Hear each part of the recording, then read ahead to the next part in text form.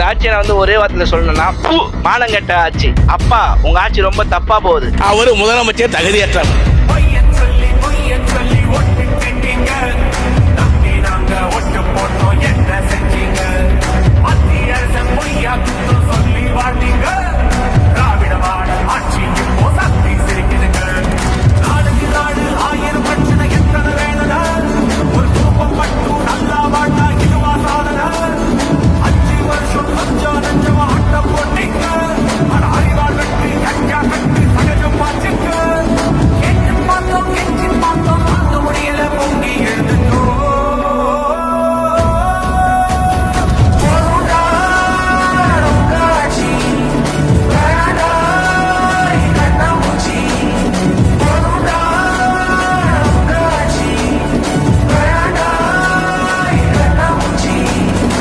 லட்சணத்துல ஒரு இன்னும் ஒரு 5 வருஷம் ஆகணுமாமா.